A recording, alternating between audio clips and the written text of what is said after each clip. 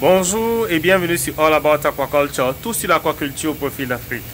Il pleut et on me demande souvent s'il faut nourrir les poissons pendant la pluie. Ma réponse est non. Mais pourquoi est-ce qu'il ne faut pas nourrir les poissons pendant la pluie? Imaginez que vous soyez un poisson et que vous soyez dans un étang ou dans une cage ou dans un bac hors sol. Ces trois systèmes-là déjà ne sont pas vos milieux naturels de croissance et de développement. Donc vous êtes dedans, c'est confiné. Vous recevez bien sûr l'aliment et parfois la qualité de l'eau est bonne. Mais d'un coup, vous commencez à recevoir des gouttes de pluie qui tombent. Quand les gouttes de pluie touchent la surface de l'eau, ça fait un bruit que le poisson entend. Donc quand il pleut, il y a plusieurs gouttes qui tombent et qui perturbent le poisson. Donc en général, ce que le poisson fait en milieu naturel, c'est qu'il va un peu plus bas dans la colonne d'eau et s'y réfugie. Donc si vous venez et que vous lui donnez l'aliment, ça va vraiment l'embrouiller parce que vous versez l'aliment, surtout si c'est un aliment qui flotte à la surface de l'eau et vous attendez à ce que le poisson monte pour le consommer. Ce qui est difficile pour lui parce qu'en montant, il se rapproche de la surface où les gouttes d'eau sont en train de tomber et qui font du bruit pour le troubler. Donc en général, dans cette situation-là, le poisson ne mange juste pas l'aliment, donc il ne consomme pas l'aliment.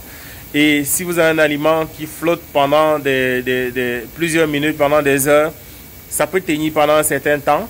Mais si c'est en étang ou en cage et tout, avec le mouvement de l'eau, tout cela peut se retrouver dans un coin de l'étang et être inaccessible aux poissons. Si c'est un aliment semi-flottant, donc qui descend dans la colonne, là encore, ils peuvent consommer. Et si c'est un aliment qui va jusqu'au fond, s'ils sont au fond, ils peuvent consommer, mais ils ne vont pas voir. Parce que ces aliments-là, qui ne flottent pas souvent aussi, ont une très faible stabilité dans l'eau et donc se désintègrent rapidement. Donc si vous avez un aliment qui flotte, vous avez un aliment qui a une bonne stabilité dans l'eau, vous avez un aliment qui a une bonne durabilité, il vaut mieux ne pas nourrir vos poissons lorsqu'il pleut.